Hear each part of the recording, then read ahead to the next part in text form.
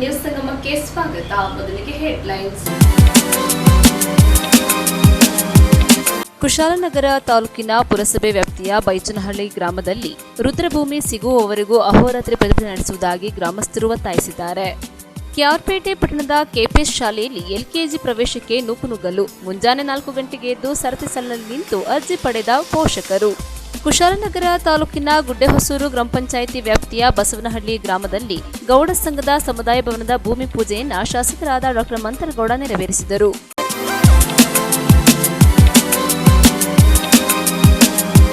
ಕುಶಾಲನಗರ ತಾಲೂಕಿನ ಗುಡ್ಡೆಹೊಸೂರು ಗ್ರಾಮ ಪಂಚಾಯಿತಿಯ ಬಸವನಹಳ್ಳಿ ಗ್ರಾಮದಲ್ಲಿ ನೂತನ ಗೌಡ ಸಂಘದ ಸಮುದಾಯ ಭವನದ ಭೂಮಿ ಪೂಜೆ ನೆರವೇರಿಸಲಾಯಿತು.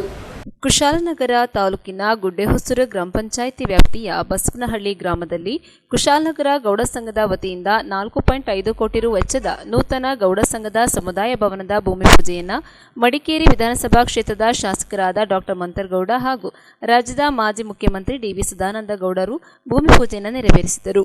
ಇದೇ ಸಂದರ್ಭದಲ್ಲಿ ಗೌಡ ಸಮಾಜದ ಅಧ್ಯಕ್ಷರಾದ ಚಿಲ್ಲನ ಗಣಪ್ರಸಾದ್ ಸೇರಿದಂತೆ ಸಮಾಜದ ಆಡಳಿತ ಮಂಡಳಿಯ ಪದಾಧಿಕಾರಿಗಳು ಹಾಗೂ ಎಲ್ಲ ಕುಲ ಬಾಂಧವರು ಉಪಸ್ಥಿತರಿದ್ದರು.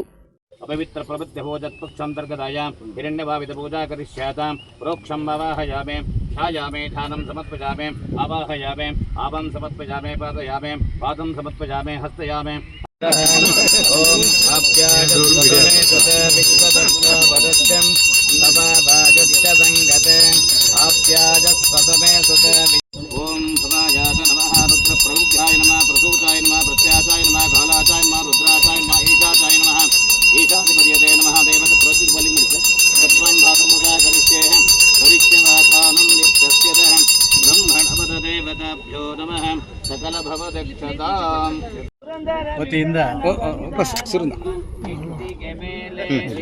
ಕುಶಾಲನಗರ ಗೌಡ ಸಮಾಜದ ವತಿಯಿಂದ ಹೊಸ ಕಟ್ಟಡ ನಿರ್ಮಾಣದ ಆ ಒಂದು ಶಂಕುಸ್ಥಾಪನಾ ಕಾರ್ಯಕ್ರಮ ಇವತ್ತು ನಡೆಯುವಂಥದ್ದು ತುಂಬ ಸಂತೋಷ ತರುವಂಥದ್ದು.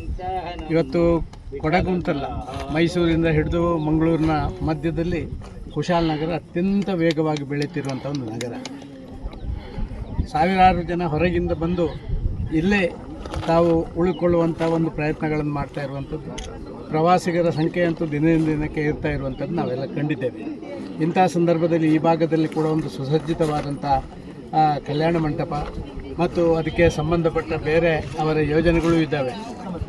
ಹೋಮ್ ಸ್ಟೇ ಮತ್ತೊಂದು ಇದೆಲ್ಲ ಮಾಡಬೇಕು ಅಂತ ಹೇಳುವಂಥ ಒಂದು ಅದ್ಭುತವಾದಂಥ ಕಾರ್ಯಕ್ರಮವನ್ನು ನಮ್ಮ ಕುಶಾಲನಗರ ಗೌಡ ಸಮಾಜ ಹಮ್ಮಿಕೊಂಡಿದೆ.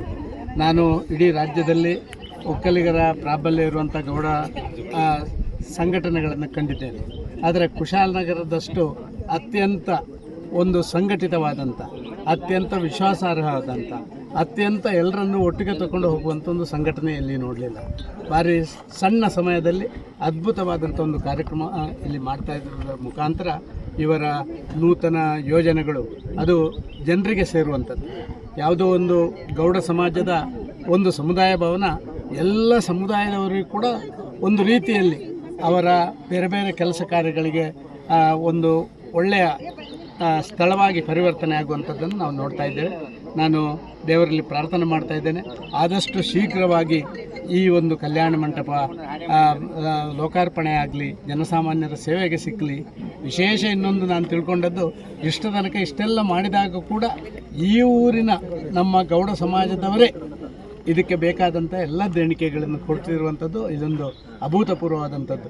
ಇವತ್ತು ಬೈಪಾಸ್ ಕೂಡ ಇದರ ಪಕ್ಕದಲ್ಲೇ ಪಾಸ್ ಆಗ್ತಾ ಇರುವಂಥದ್ದು ಮತ್ತು ಮುಂದಿನ ದಿನಗಳಲ್ಲಿ ಈ ಒಂದು ಸೆಂಟರು ಇದು ಕುಶಾಲನಗರಕ್ಕೆ ಮಾತ್ರ ಅಲ್ಲ, ಕೊಡಗು ಜಿಲ್ಲೆಗೆ ಮಾತ್ರ ಅಲ್ಲ, ಈ ಭಾಗದ 2-3 ಜಿಲ್ಲೆಗಳಿಗೆ ಒಂದು ಒಳ್ಳೆಯ ಸೆಂಟರ್ ಆಗಿ ಬೆಳವಣಿಗೆ ಆಗ್ತದೆ ಅಂತ ಹೇಳುವಂಥ ಆಶಾಭಾವನೆ ನಂದು. ಅವರಿಗೆ ದೇವರು ಶಕ್ತಿಯನ್ನು ಕೊಡಲಿ, ಆದಷ್ಟು ಶೀಘ್ರ ಇದು ಲೋಕಾರ್ಪಣೆ ಆಗಲಿ ಅಂತ ಹೇಳುವಂಥ ಶುಭ ಹಾರೈಕೆಯನ್ನು ಮಾಡ್ತಾ ಇದ್ದೀನಿ. ಈ ಒಂದು ಹೊಸ ಜಾಗನ ಖರೀದಿ ಮಾಡಿ ಇಂದು ನಮ್ಮ ಈ ಜಾಗದಲ್ಲಿ ಗುದ್ದಲಿ ಪೂಜೆ ಅಂದರೆ ಭೂಮಿ ಪೂಜೆ, ಹೊಸ ಕಟ್ಟಡ ಪ್ರಾರಂಭ ಮಾಡಲಿಕ್ಕೆ ಸ್ಟಾರ್ಟ್ ಮಾಡಿದ್ದು.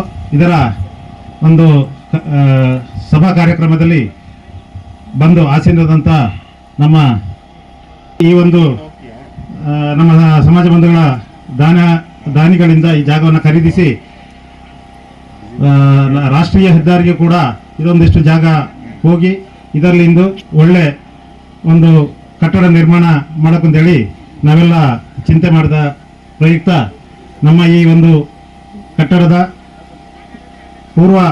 ಪ್ರಥಮ ಹಂತವಾಗಿ ಒಂದು 4.5 ಕೋಟಿಯಲ್ಲಿ ಕಲ್ಯಾಣ ಮಂಟಪ ಮತ್ತು ಅದಕ್ಕೆ ಸಂಬಂಧಪಟ್ಟ ಎಲ್ಲ ಬಿಲ್ಡಿಂಗ್ಗಳನ್ನ ಕಟ್ಟುವಂಥ ಒಂದು ಕಾರ್ಯಕ್ರಮ ಹಮ್ಮಿಕೊಂಡಳು. ಅದರ ನಂತರ ಕಾಟೇಜ್ಗಳನ್ನ ಮಾಡಿ ಆ ನಂತರ ಒಂದು ರಿಕ್ರಿಯೇಷನ್ ಕ್ಲಬ್ ಮಾಡೋಕ್ಕಂತ ಹೇಳುವಂಥ ಒಂದು ಎಲ್ಲ ಮಾಸ್ಟರ್ ಪ್ಲಾನ್ ಇಟ್ಟು ಟೋಟಲ್ ಒಂದು 8.5-9 ಕೋಟಿಗೆ ಈ ಪ್ರಾಜೆಕ್ಟ್ನ ನಾವು ಹಮ್ಮಿಕೊಂಡಳು. ಈ ಕಾರ್ಯಕ್ರಮದಲ್ಲಿ ಬಂದಂಥ ಎಲ್ಲವಕ್ಕೂ ನಾನು ನನ್ನ ವೈಯಕ್ತಿಕವಾಗಿ ಧನ್ಯವಾದವನ್ನು ತಿಳಿಸ್ತಾ ನಮ್ಮ ಈ ಮುಂದಿನ ಕೆಲಸಗಳಿಗೆ ಹೆಚ್ಚಿನ ಸಹಾಯ ಮತ್ತು ಸಹಕಾರ ತಮ್ಮೆಲ್ಲರಿಂದ ಬಯಸ್ತಾವಳೆ.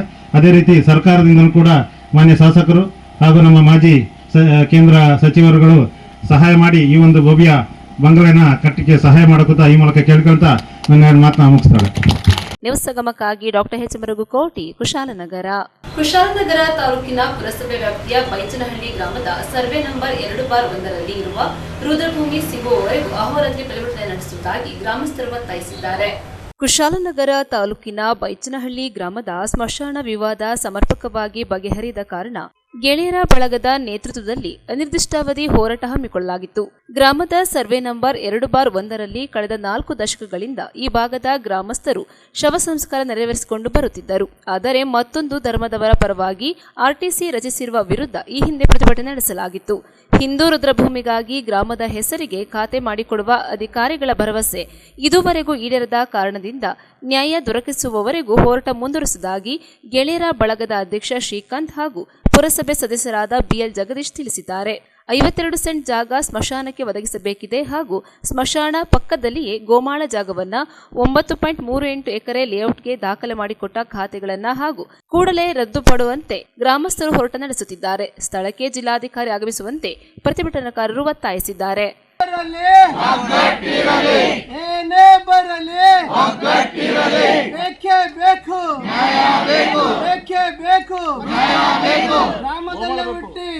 ಗ್ರಾಮಕ್ಕೆ ದ್ರೋಹ ಬಗೀತಾ ಇರೋ ಗ್ರಾಮದಲ್ಲೇ ಹುಟ್ಟು ಗ್ರಾಮಕ್ಕೆ ದ್ರೋಹ ಬಗೀತಾರೆ. ಇವತ್ತೇನು ಗ್ರಾಮಸ್ಥರು ಹಾಗೂ ನಮ್ಮ ಬೈಚನಹಳ್ಳಿ ಗೆಳೆಯರ ಬಳಗ ವತಿಯಿಂದ ಇವತ್ತೇನು ಇಲ್ಲಿ ಒಂದು ಹೋರಾಟಕ್ಕೆ ಕೂತಿದ್ದೀವಿ. ನಾವೇನು ಸುಮ್ಮನೆ ಬಂದು ಏನೋ ಒಂದು ಹೋರಾಟ ಮಾಡಬೇಕು ಏನೋ ವಿಚಾರಕ್ಕೆ ಅಂತ ಏನು ಬಂದು ಕೂತಿಲ್ಲ. ಇಲ್ಲಿ ನಮ್ಮ ಹತ್ರ ಏನಿವತ್ತು ಇಲ್ಲಿ ಗೋಮಾಳ ಅನ್ನೋದಕ್ಕೆ ಒಂದು ದಾಖಲೆ ಸಮೇತ ಇದೆ. ಹಾಗೆ ಇಲ್ಲೇನು ಅಕ್ರಮವಾಗಿ ಏನು ಕಟ್ಟಡಗಳನ್ನ ಸಹ ಕಟ್ಟಿದ್ದಾರೆ ಅದನ್ನು ತೆರವು ಮಾಡಬೇಕು ಅಂತೇಳಿ ಕೋರ್ಟ್ ಆದೇಶನೂ ಸಹ ಇದೆ. ಅದ್ರ ಡಾಕ್ಯುಮೆಂಟ್ ಸಹ ನಮ್ಮ ಹತ್ರ ಇದೆ. ಇಲ್ಲಿ ಏಕಾಏಕಿ ಬಂದು ಯಾರೋ ವಿರುದ್ಧವಾಗಿ ನಾವೇನು ಪ್ರತಿಭಟನೆ ಮಾಡ್ತಾ ಇಲ್ಲ. ಹಾಗಾಗಿ ನಾವು ಈ ಹಿಂದೆ ಅಧಿಕಾರಿಗಳು ಏನಿದ್ರು ಈ ಅಧಿಕಾರಿಗಳು ಹಾಗೂ ಕೆಲವೊಬ್ಬರು ರಾಜಕೀಯ ವ್ಯಕ್ತಿಗಳು ಸಹ ಅದು ಶಾಮೀಲಾಗಿ ಈಗ ಒಂದು ಗೋಮಾಳವನ್ನು ಎಲ್ಲ ಗೋಮಾಳವನ್ನು ನುಂಗ್ಕೊಂಡಿದ್ದಾರೆ. ಹಾಗಾಗಿ ಇವತ್ತು ಒಂದು ಹೋರಾಟ ಮಾಡ್ತಿದ್ದಾರೆ. ಜೊತೆಗೆ ಏನು ನಾವು ಆಗಲಿಂದ ಗ್ರಾಮಸ್ಥರು 45 ವರ್ಷಗಳಿಂದ ಈ ಒಂದು ಜಾಗದಲ್ಲಿ ಶವ ಸಂಸ್ಕಾರ ಮಾಡ್ಕೊಂಡು ಬರ್ತಾ ಇದ್ದು ಆ ಒಂದು ಜಾಗನೂ ಸಹ ಒಂದು ಧರ್ಮದವರಿಗೆ ಸಹ 23% ಜಾಗ ಮಾಡಿಕೊಟ್ಟಿದ್ದಾರೆ. ಆದರೆ ಬೇರೆ ಧರ್ಮದವರಿಗೆ ಮಾಡಿಕೊಟ್ಟಿದ್ದಾರೆ ಅಂತ ನಮಗೇನು ವಿರೋಧ ಇಲ್ಲ. ಇಲ್ಲೇ ಹುಟ್ಟಿ ಬೆಳೆದಂಥ ಗ್ರಾಮಸ್ಥರಿಗೆ ಅನ್ಯಾಯ ಮಾಡಿ ಇವತ್ತು ಒಂದು 5,000 ಜನಸಂಖ್ಯೆ ಇರೋಂಥ ಗ್ರಾಮಸ್ಥರಿಗೆ ಅನ್ಯಾಯ ಮಾಡಿ ಒಂದೇ ಧರ್ಮದವರಿಗೆ ಸೀಮಿತವಾಗಿ ಈ ಒಂದು ಸ್ಮಶಾನ ಮಾಡಿಕೊಟ್ಟಿದ್ದಾರೆ. ಅದು ಎಷ್ಟರ ಮಟ್ಟಿಗೆ ಸರಿ ಅಂತ ನಾವಿಲ್ಲಿ ಕೇಳ್ತಾ ಇದ್ದೀವಿ. ಈ ಒಂದು ನ್ಯಾಯ ಕೇಳಿ ಕಳೆದ ಬಾರಿ ನಾವು ಧರಣಿ ಕೂತಿದ್ದು ಆಗ ಕುಶಾಲನಗರ ಮಾನ್ಯ ದಂಡಾಧಿಕಾರಿಗಳು ಬಂದು ನಮಗೆ ನ್ಯಾಯ ಒದಗಿಸ್ಕೊಡ್ತೀವಿ ಕಾಲಾವಕಾಶ ಕೇಳಿದರು. ಆ ರೀತಿ ನಾವು ಸಮಾಧಾನವಾಗಿ ಅವತ್ತು ಈ ಹೋರಾಟನ ಒಂದು ಸ್ವಲ್ಪ ದಿನಕ್ಕೆ ಮುಂದೂಡಿದ್ದು. ನಮಗೆ ದಂಡಾಧಿಕಾರಿಗಳು ಯಾವುದೇ ರೀತಿ ನಮಗೆ ನ್ಯಾಯ ಒದಗಿಸ್ಕೊಟ್ಟಿರೋದಿಲ್ಲ.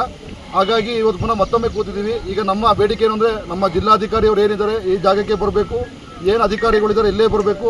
ನಮಗೇನು ಗೋಮಾಳ ಏನಿದೆ ಅದನ್ನು ತೆರವು ಮಾಡಿಸ್ಬೇಕು. ಅದ್ರ ಜೊತೆಗೆ ನಮ್ಮ ಬೈಚನಹಳ್ಳಿ ಗ್ರಾಮಸ್ಥರಿಗೆ ಏನು ಸೂಕ್ತವಾಗಿ 2 ಎಕರೆ ಜಾಗನ ಸಮೇತ ನಮಗೆ ಸ್ಮಶಾನವಾಗಿ ಮಂಜೂರು ಮಾಡಿಕೊಡ್ಬೇಕು ಅಂತೇಳಿ ನಾವು ಗ್ರಾಮಸ್ಥರು ಆಗ್ರಹ ಮಾಡ್ತಾ ಇದ್ದೀವಿ. ಇಲ್ಲ ಅಂತ ಹೇಳಿದ್ರೆ ಇನ್ನು ಮುಂದಿನ ದಿನಗಳಲ್ಲಿ ಇನ್ನೂ ಹೋರಾಟ ಇದು ಇಷ್ಟಕ್ಕೆ ಮುಗಿಯೋದಿಲ್ಲ. ಇನ್ನೂ ಉಗ್ರವಾಗಿ ಹೋರಾಟಗಳು ನಡೀತದೆ. ಹಾಗೆ ಉಪವಾಸ ಸತ್ಯಾಗ್ರಹ ಸಹ ಮುಂದಿನ ದಿನಗಳಲ್ಲಿ ನಡೆಸ್ತೀವಿ. ಜೀವ ಹಾನಿಗಳಾದರೆ ಸಹ ಇದಕ್ಕೆ ಮುಖ್ಯವಾಗಿ ಜಿಲ್ಲಾಧಿಕಾರಿಗಳು ಹಾಗೂ ತಹಸೀಲ್ದಾರ್ ಸಹ ಹೊಣೆಯಾಗಿರ್ತಾರೆ. ಹಾಗಾಗಿ ನಮಗೆ ನ್ಯಾಯ ಬೇಕೇ ಬೇಕು. ದಯವಿಟ್ಟು ಬಂದು ಜಿಲ್ಲಾಧಿಕಾರಿಗಳು ಆದಷ್ಟು ಬೇಗ ನಮ್ಮ ಒಂದು ಏನು ಸಮಸ್ಯೆಗಳಿದೆ ಅದನ್ನು ಬಗೆಹರಿಸ್ಕೊಡ್ಬೇಕು ಅಂತೇಳಿ ನಾನು ಈ ಸಂದರ್ಭದಲ್ಲಿ ಮನವಿ ಮಾಡ್ತಾ ಇದ್ದೀನಿ. ಹಾಗಾಗಿ ನಾವು ಪುರಾತನ ಕಾಲದಿಂದಲೂ ನಾವು ಮಾಡ್ಕೊಂಡು ಬಂದಿರೋದು ನಮಗೆ ಮಾಡಿಕೊಟ್ಟಿಲ್ಲ, ಅನ್ಯ ಧರ್ಮದವರು ಮಾಡಿಕೊಟ್ಟಿದ್ದಾರೆ. ಅದು ನಮಗೇನು ಬೇಜಾರಿಲ್ಲ, ನಮಗೆ ಬೇಕು ಅಂತ ಕೇಳ್ತಾ ಇದ್ದೀವಿ. ಅಷ್ಟು ಬಿಟ್ಟರೆ ಬೇರೆ ಇನ್ನೇನು ನಾವು ಕೇಳ್ತಾ ಇಲ್ಲ. ನಮ್ಮ ಧರ್ಮದವರಿಗೆ ನಮಗೆ ಸ್ಮಶಾನ ಒಂದು ಗುರುತು ಮಾಡಿಕೊಡಿ ಅಂತೇಳಿ ಕೇಳ್ತಾ ಇದ್ದೇವೆ ಅಷ್ಟೇ. ನಾವು ಯಾರ ಮೇಲೂ ವಿರೋಧ ಇಲ್ಲ, ಯಾರ ಮೇಲೂ ನಾವು ಇದು ಮಾಡ್ತಾ ಇಲ್ಲ. ಹಾಗಾಗಿ ನಮ್ಮ ಧರ್ಮದವರಿಗೆ ನಮಗೆ ಒಂದು ಉಳೋದಕ್ಕೆ ಒಂದು ಜಾಗ ಮಾಡಿಕೊಡಿ ಅಂತ ನಾವು ಕೇಳ್ತಾ ಇದ್ದೀವಿ.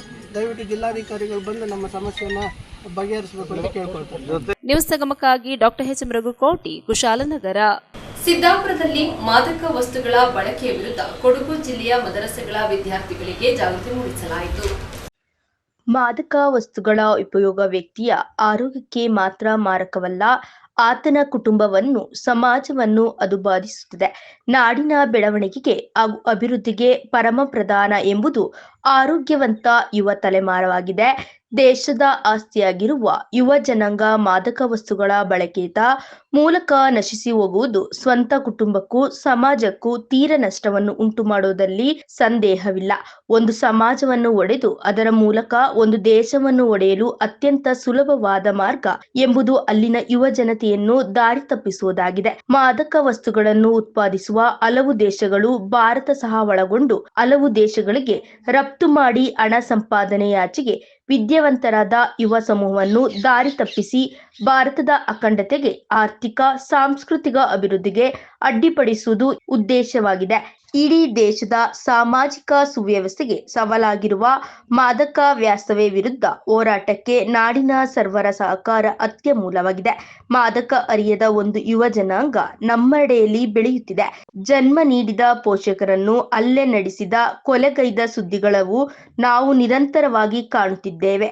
ಮಾದಕ ವಸ್ತುಗಳ ಬಳಕೆಯ ವಿರುದ್ಧ ಸಮಸ್ತ ಕೇಂದ್ರೀಯ ವಿದ್ಯಾಭ್ಯಾಸ ಮಂಡಳಿ ಅಂದಿನ ಮದ್ರಸಾಗಳ ಜಿಲ್ಲೆಯ 5,000ಕ್ಕಿಂತಲೂ ಹೆಚ್ಚು ಮಕ್ಕಳು ಪಾಲ್ಗೊಂಡ ಅಸೆಂಬ್ಲಿ ಹಾಗೂ ಪ್ರತಿಜ್ಞಾ ಬೋಧನೆ ನಡೆಯಿತು. ಮಾದಕ ದ್ರವ್ಯಗಳ ವಿರುದ್ಧ ಸಮಸ್ತ ಕೇಂದ್ರೀಯ ಇಸ್ಲಾಂ ಧಾರ್ಮಿಕ ವಿದ್ಯಾಭ್ಯಾಸ ಮಂಡಳಿ ಮಂಡಲತ್ವದಲ್ಲಿ ದೇಶದ ವಿವಿಧ ರಾಜ್ಯಗಳಲ್ಲಿ ಹಾಗೂ ವಿದೇಶಗಳಲ್ಲಿ 10,992 ಮದ್ರಸಾಗಳ 12 ಲಕ್ಷಕ್ಕಿಂತಲೂ ವಿದ್ಯಾರ್ಥಿಗಳು ಏಕಕಾಲಕ್ಕೆ ಪ್ರತಿಜ್ಞೆ ಬೋಧಿಸಿ ಗಮನ ಸೆಳೆದರು. ವಿದ್ಯಾಭ್ಯಾಸ ಮಂಡಳಿಯ ಆಜ್ಞೆ ಪ್ರಕಾರ ಕೊಡಗು ಜಿಲ್ಲೆಯ 40ರಷ್ಟು ವಿದ್ಯಾರ್ಥಿಗಳು ಮಾದಕ ದ್ರವ್ಯ ವಿರುದ್ಧದ ಕಾರ್ಯಕ್ರಮದಲ್ಲಿ ಭಾಗಿಯಾಗಿದ್ದರು. ಕಾರ್ಯಕ್ರಮದಲ್ಲಿ ಮದ್ರಸಾ ಆಡಳಿತ ಸಮಿತಿ ಸದಸ್ಯರು ಹಾಗೂ ಅಧ್ಯಾಪಕರು ಪಾಲ್ಗೊಂಡು ಮಾದಕ ವ್ಯವಸ್ಥೆ ವಿರುದ್ಧ ಜಾಗೃತಿ ಮೂಡಿಸಿದರು.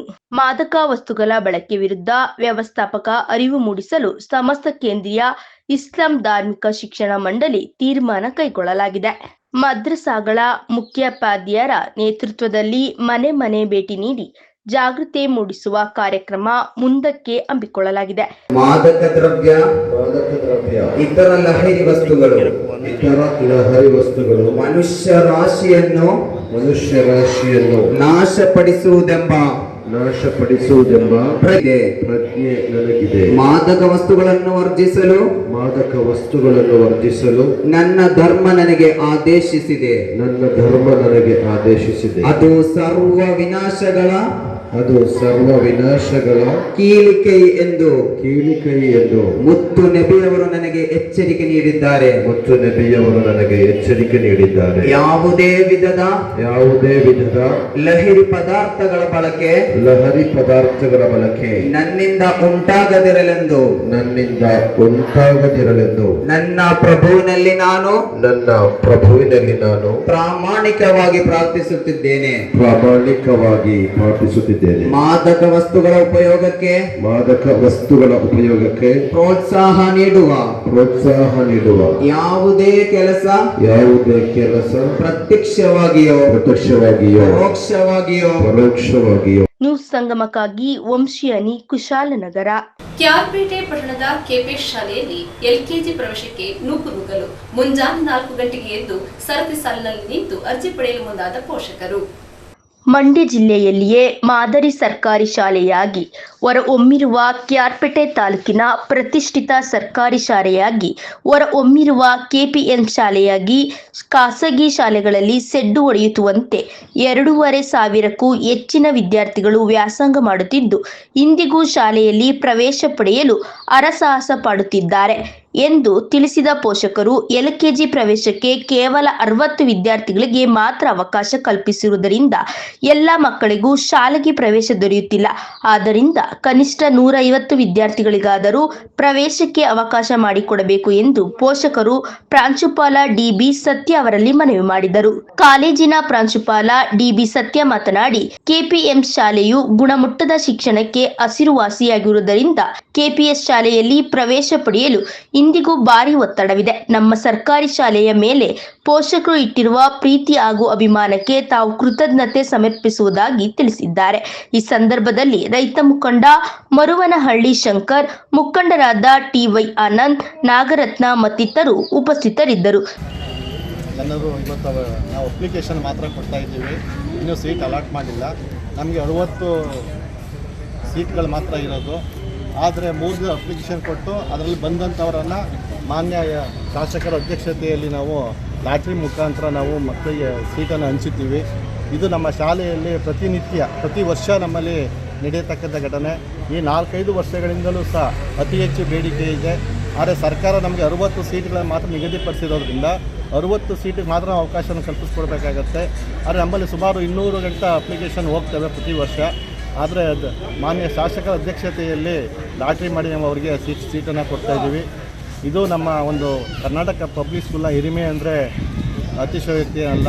ಏಕೆಂತ ಹೇಳಿದ್ರೆ ಕರ್ನಾಟಕದಲ್ಲಿ ಒಂದು ಸರ್ಕಾರಿ ಕಾಲೇಜು, ಒಂದು ಸ್ಕೂಲು, ಒಂದು ಸಂಸ್ಥೆ ಇವತ್ತು ಇಷ್ಟರ ಮಟ್ಟಿಗೆ ಬೆಳೆದಿದೆ. ನಮ್ಮ ಶಾಲೆಯಲ್ಲಿ ಹೆಚ್ಚು ಕಡಿಮೆಗೆ 2300 ವಿದ್ಯಾರ್ಥಿಗಳು ಅಧ್ಯಯನ ಮಾಡ್ತಾಯಿದ್ದಾರೆ.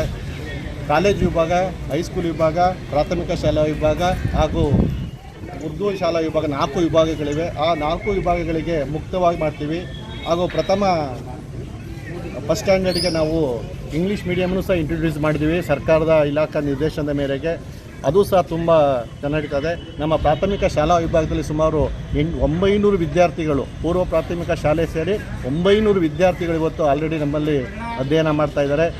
ಬಟ್ ನಮಗೆ ಮೂಲಭೂತ ಸೌಕರ್ಯಗಳು ಕೊರತೆಯೂ ನಡೆಯಿವೆ. ನಮ್ಮ ಶಾಲೆ ಯಶಸ್ವಿಯಾಗಿದೆ ಅಂತ ಹೇಳೋಕ್ಕೆ ತುಂಬ ಸಂತೋಷ ಆಗುತ್ತೆ.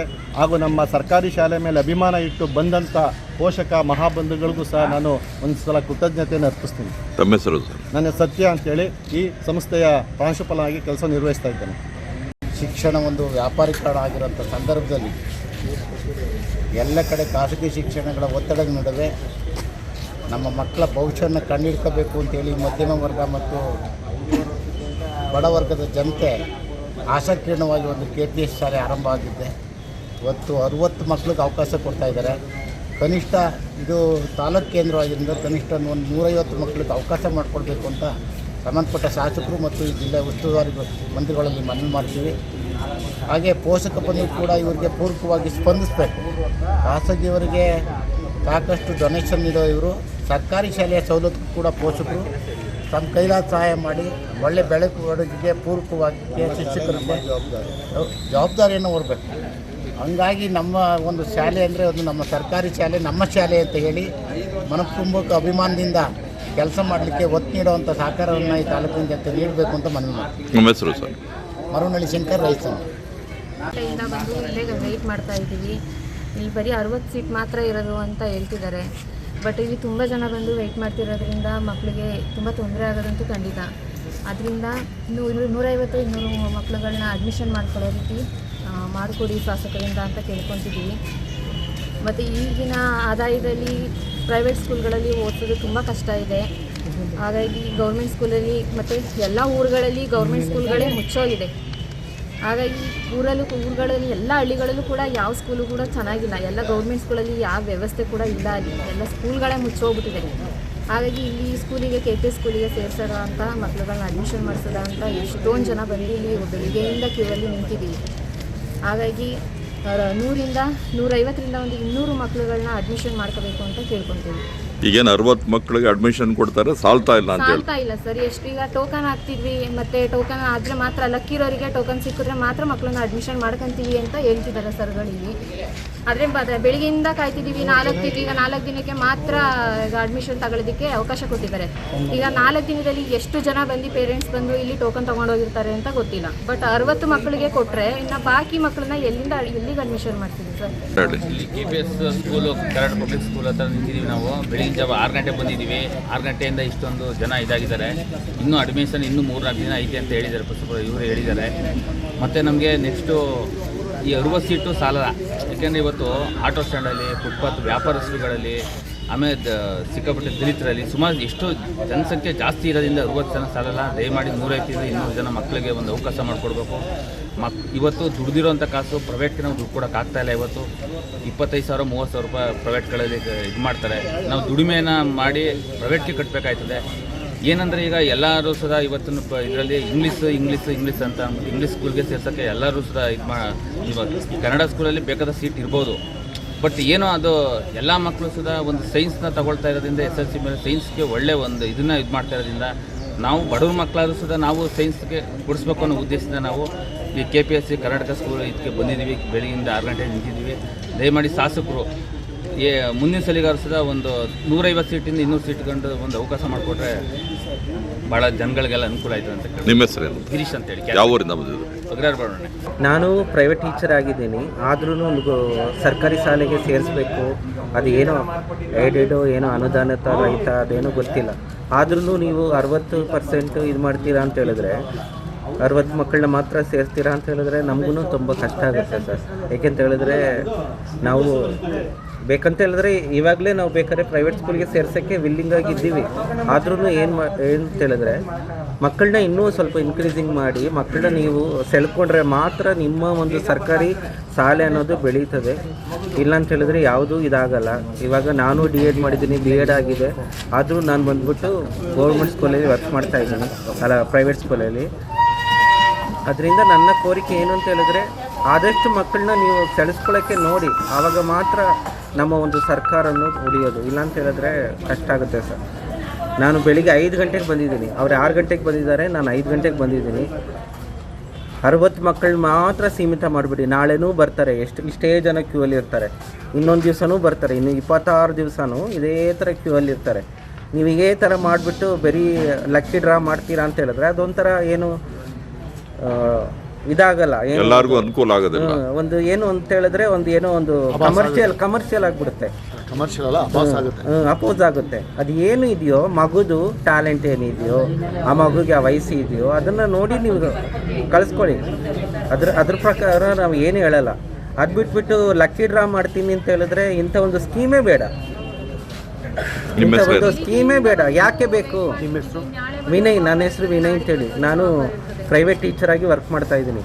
ಬರೀ ನನಗೆ 10,000 ರೂಪಾಯಿ ಸಂಬಳ, ಅದರಲ್ಲೇ ಜೀವನ ಮಾಡ್ತಾ ಇದ್ದೀನಿ. ಆದರೂ ನನ್ನ ಕಷ್ಟಕ್ಕೋಸ್ಕರ ಮಗುಗೆ ನಾನು 20,000 30,000 ಅಡ್ಮಿಷನ್ ಕೊಡೋಕ್ಕಾಗಲ್ಲ ಅನ್ನೋ ಕಾರಣಕ್ಕೋಸ್ಕರ ಇಲ್ಲ ಈ ಸ್ಕೂಲ್ಗೆ ಸೇರಿಸ್ತಾ ಇದ್ದೀನಿ. ನ್ಯೂಸ್ ಸಂಗಮಕ್ಕಾಗಿ ಡಾಕ್ಟರ್ KR ನೀಲಕಂಠ, KR ತಾಲೂಕಿನ ಕತ್ತರಘಟ್ಟ ಗ್ರಾಮದಲ್ಲಿ ದಲಿತ ಯುವ ರೈತ ಜಯಕುಮಾರ್ ಜೀವಂತವಾಗಿ ದಹನವಾಗಿರುವ ಘಟನೆಯನ್ನ ಸಮಗ್ರವಾಗಿ ತನಿಖೆಗೆ ಒಳಪಡಿಸಿ ತಪ್ಪಿತಸ್ಥರಿಗೆ ಕಠಿಣ ಶಿಕ್ಷೆಗೆ ಗುರಿಪಡಿಸಬೇಕೆಂದು ರಾಜ್ಯ BSP ಅಧ್ಯಕ್ಷರಾದ ಕೃಷ್ಣಮೂರ್ತಿ ಆಗ್ರಹಿಸಿದ್ದಾರೆ. ಕತ್ತರ್ಘಟ್ಟ ಗ್ರಾಮದಲ್ಲಿ ದಲಿತ ಯುವ ರೈತ ಜಯಕುಮಾರ್ ಜೀವಂತವಾಗಿ ದಹನವಾಗಿರುವ ಘಟನೆಯನ್ನು ಸಮಗ್ರವಾಗಿ ತನಿಖೆಗೆ ಒಳಪಡಿಸಿ ತಪ್ಪಿತಸ್ಥರಿಗೆ ಕಠಿಣ ಶಿಕ್ಷೆಗೆ ಒಳಪಡಿಸಬೇಕೆಂದು ರಾಜ್ಯ BNC ಅಧ್ಯಕ್ಷ ಡಾಕ್ಟರ್ ಕೃಷ್ಣಮೂರ್ತಿ ರಾಜ್ಯ ಸರ್ಕಾರವನ್ನು ಆಗ್ರಹಿಸಿದರು. ಅವರು ಇಂದು BSP ಪಕ್ಷದ ರಾಜ್ಯ ಪದಾಧಿಕಾರಿಗಳು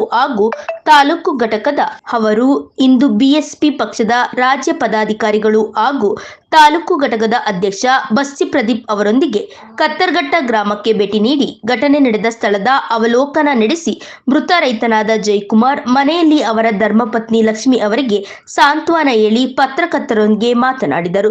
ಕತ್ತರ್ಘಟ್ಟ ಗ್ರಾಮದಲ್ಲಿ ನಡೆದಿರುವ ಜೀವಂತವಾಗಿ ಸುಟ್ಟು ದಹನ ಮಾಡಿರುವ ಬಿ ಬಸವವಾದ ಕೊಲೆಯ ಘಟನೆಯನ್ನು ಅವಲೋಕನ ಮಾಡಿದರೆ ಮೇಲ್ನೋಟಕ್ಕೆ ದಲಿತ ಯುವ ರೈತನಾದ ಜಯಕುಮಾರ್ ವಿರುದ್ಧ ಸಂಚು ನಡೆಸಿ ಬರ್ಬರವಾಗಿ ಅವರ ಕೊಲೆ ಮಾಡಿರುವಂತೆ ಕಂಡುಬರುತ್ತಿದೆ. ಪೊಲೀಸರು ಘಟನೆಯನ್ನು ಸಮಗ್ರವಾಗಿ ತನಿಖೆ ನಡೆಸಿ ಕೊಲೆ ಆರೋಪಿಯಾಗಿರುವ ಕೃಷ್ಣೇಗೌಡರ ಮಗ ಅನಿಲ್ ಕುಮಾರ್ ಅವರನ್ನು ಕೂಡಲೇ ಬಂಧಿಸಿ ನಿರ್ದಾಕ್ಷಿಣ್ಯವಾಗಿ ಕಾನೂನು ಕ್ರಮ ಜರುಗಿಸಬೇಕು. ರಾಜ್ಯ ಸರ್ಕಾರವು ಮೃತರ ಧರ್ಮಪತ್ನಿ ಲಕ್ಷ್ಮಿ ಅವರ ಕುಟುಂಬಕ್ಕೆ 50 ಲಕ್ಷ ರೂಪಾಯಿ ಪರಿಹಾರ ನೀಡಿ ಲಕ್ಷ್ಮಿ ಅವರಿಗೆ ಸರ್ಕಾರಿ ಉದ್ಯೋಗ ನೀಡಿ ಸಹಾಯ ಮಾಡಬೇಕು ಎಂದು ಕೃಷ್ಣಮೂರ್ತಿ ಆಗ್ರಹಿಸಿದರು. ಜಯಕುಮಾರ್ ಅವರು ಸ್ಥಿತಪ್ರಜ್ಞ ರೈತನಾಗಿದ್ದು ಆತ್ಮಹತ್ಯೆ ಮಾಡಿಕೊಳ್ಳುವಂತಹ ಹೇಡಿಯಲ್ಲ. ಆದ್ದರಿಂದ ಮೃತ ರೈತನ ಸಾವಿನ ಪ್ರಕರಣವನ್ನು ಕೊಲೆ ಎಂದು ದಾಖಲಿಸಬೇಕು ಎಂದು ಜಿಲ್ಲಾ ಪೊಲೀಸ್ ವರಿಷ್ಠಾಧಿಕಾರಿ ಮಲ್ಲಿಕಾರ್ಜುನ್ ಬಳದಂಡಿ ಅವರನ್ನು ಆಗ್ರಹಿಸಿದರು. ಈ ಸಂದರ್ಭದಲ್ಲಿ BSP ತಾಲೂಕು ಘಟಕದ ಅಧ್ಯಕ್ಷ ಬಸ್ತಿ ಪ್ರದೀಪ್, ಜಿಲ್ಲಾ ಕಾರ್ಯದರ್ಶಿ ಗಂಗಾಧರ್, ಮುಖಂಡರಾದ ಚೆಲುವರಾಜ್, ಪರಮೇಶ್, ಗೋವಿಂದರಾಜ್ ಸೇರಿದಂತೆ ಕತ್ತರ್ಘಟ್ಟ ಗ್ರಾಮಸ್ಥರು ಉಪಸ್ಥಿತರಿದ್ದರು. ನ್ಯೂಸ್ ಸಂಗಮಕ್ಕಾಗಿ ಕೊಲೆಗೆ ಸಂಬಂಧಪಟ್ಟಂತ ಆ ಜಾಗವನ್ನು ಮಹಜರ್ ಮಾಡೋದಾಗ್ಲಿ, ಯಾವುದನ್ನು ಕೂಡ ಮಾಡಿಲ್ಲ ಅಂತೇಳಿ ಗ್ರಾಮಸ್ಥರು ಆರೋಪ ಮಾಡ್ತಾ ಇದ್ದಾರೆ. ಎರಡನೇದು, ಈ ರೀತಿ ಒಂದು ಆತ್ಮಹತ್ಯೆನ ಬಿಂಬಿಸಿಕೊಂಡ ಕಾರಣದಿಂದನೇ ಆ ಶವವನ್ನು ಇವರು ಏನು ಮಾಡಿದ್ದಾರೆ, ಸುಡಿಸಿದ್ದಾರೆ. ಇವರೇ ಮುಂದೆ ನಿಂತು ಶವವನ್ನು ಸುಡಲಿಕ್ಕೆ ಹೇಳಿದ್ದಾರೆ. ಕನಿಷ್ಠ ಆ ಶವವನ್ನು ಉಳಿಸಿದರೆ ಖಂಡಿತವಾಗಲೂ ಆ ಕುಟುಂಬಕ್ಕೆ ನ್ಯಾಯ ಸಿಗ್ತಾ ಇತ್ತು. ಇದು ಪೊಲೀಸ್ ವೈಫಲ್ಯ. ಇದು ಪೊಲೀಸ್ನವರು ಉದ್ದೇಶಪೂರ್ವಕವಾಗಿ, ನಿರ್ದಿಷ್ಟ ಠಾಣೆಯ ಪೊಲೀಸ್ ಇನ್ಸ್ಪೆಕ್ಟರ್ ಉದ್ದೇಶಪೂರ್ವಕವಾಗಿ ಈ ಕೊಲೆಯನ್ನು ಮುಚ್ಚಾಕ್ಲಿಕ್ಕೆ ಮಾಡಿರ್ತಕ್ಕಂಥ ಪ್ರಯತ್ನ ಇದು. ಹಾಗಾಗಿ ಈ ಅಪರಾಧಿ ಅನಿಲ್ ಕುಮಾರ್ ಏನಿದ್ದಾರೆ ಕೊಲೆಗಾರ, ಅಷ್ಟೇ ದೊಡ್ಡ ಅಪರಾಧವನ್ನು ಸಬ್ ಇನ್ಸ್ಪೆಕ್ಟರ್ ಕೂಡ ಮಾಡಿರೋದ್ರಿಂದ ತಕ್ಷಣ ಅವ್ರನ್ನ ಸಸ್ಪೆಂಡ್ ಮಾಡಬೇಕು ಮತ್ತು ಅವ್ರನ್ನ ಅರೆಸ್ಟು ಕೂಡ ಮಾಡಬೇಕು. ಅವ್ರಿಗೂ ಕೊಲೆಗಾರನಿಗೂ ಇರತಕ್ಕಂಥ ಅಕ್ರಮ ಸಂಬಂಧ ಏನು ಅನ್ನೋದು ಕೂಡ ತನಿಖೆ ಮಾಡಬೇಕಂತೇಳಿ ಈ ಸಂದರ್ಭದಲ್ಲಿ ನಾನು ಆಗ್ರಹ ಮಾಡ್ತೇನೆ. ಮತ್ತು ಆ ಕುಟುಂಬಕ್ಕೆ ಯಾರೂ ದಿಕ್ಕಿಲ್ಲ ಈಗ. ಸೊ ಆ ಮೃತ ಪತ್ನಿ ಏನಿದ್ದಾರೆ ಅವ್ರಿಗೊಂದು ಸರ್ಕಾರಿ ಹುದ್ದೆಯನ್ನು ಕೊಡಬೇಕು, ಸರ್ಕಾರಿ ಕೆಲಸವನ್ನು ಕೂಡ ಕೊಡಬೇಕು, ಸೂಕ್ತ ಪರಿಹಾರವನ್ನು ಕೊಡಬೇಕು. ಮತ್ತು ಆ ಇಡೀ ಊರಿನಲ್ಲಿ ಈಗ ಭಯದ ವಾತಾವರಣ ಸೃಷ್ಟಿಯಾಗಿದೆ. ಅವರು ಜೀವನ ಮಾಡಲಿಕ್ಕೆ ಕಷ್ಟ ನಾವು ಆ ಊರಿನಲ್ಲಿ ಅಂತೇಳಿ ಮೃತ ಜಯಕುಮಾರ್ ಪತ್ನಿ ಹೇಳ್ತಾ ಇದ್ದಾರೆ. ಸೊ ಹಾಗಾಗಿ ಆ ಕುಟುಂಬಕ್ಕೆ ಸಂಪೂರ್ಣವಾದಂಥ ರಕ್ಷಣೆಯನ್ನು ಕೊಡಬೇಕಂತೇಳಿ ಈ ಸಂದರ್ಭದಲ್ಲಿ ನಾನು ಆಗ್ರಹ ಮಾಡ್ತೇನೆ. ಡಾಕ್ಟರ್ ಕೆಆರ್ ನೀಲಕಂಠ, ಕೆಆರ್ ಪೇಟೆ. ಕೊನೆಯಲ್ಲಿ ಮತ್ತೊಮ್ಮೆ ಹೆಡ್ಲೈನ್ಸ್. ಕುಶಾಲನಗರ ತಾಲೂಕಿನ ಪುರಸಭೆ ವ್ಯಾಪ್ತಿಯ ಬೈಚನಹಳ್ಳಿ ಗ್ರಾಮದಲ್ಲಿ ರುದ್ರಭೂಮಿ ಸಿಗುವವರೆಗೂ ಅಹೋರಾತ್ರಿ ಪ್ರತಿಭಟನೆ ನಡೆಸುವುದಾಗಿ ಗ್ರಾಮಸ್ಥರು ಒತ್ತಾಯಿಸಿದ್ದಾರೆ. ಕೆಆರ್ಪೇಟೆ ಪಟ್ಟಣದ ಕೆಪಿಎಸ್ ಶಾಲೆಯಲ್ಲಿ ಎಲ್ಕೆಜಿ ಪ್ರವೇಶಕ್ಕೆ ನೂಕುನುಗ್ಗಲು ಮುಂಜಾನೆ 4 ಗಂಟೆಗೆ ಎದ್ದು ಸರತಿ ಸಾಲಿನಲ್ಲಿ ನಿಂತು ಅರ್ಜಿ ಪಡೆದ ಪೋಷಕರು. ಕುಶಾಲನಗರ ತಾಲೂಕಿನ ಗುಡ್ಡೆಹೊಸೂರು ಗ್ರಾಮ ಪಂಚಾಯಿತಿ ವ್ಯಾಪ್ತಿಯ ಬಸವನಹಳ್ಳಿ ಗ್ರಾಮದಲ್ಲಿ ಗೌಡ ಸಂಘದ ಸಮುದಾಯ ಭವನದ ಭೂಮಿ ಪೂಜೆಯನ್ನು ಶಾಸಕರಾದ ಡಾಕ್ಟರ್ ಮಂತರಗೌಡ ನೆರವೇರಿಸಿದರು.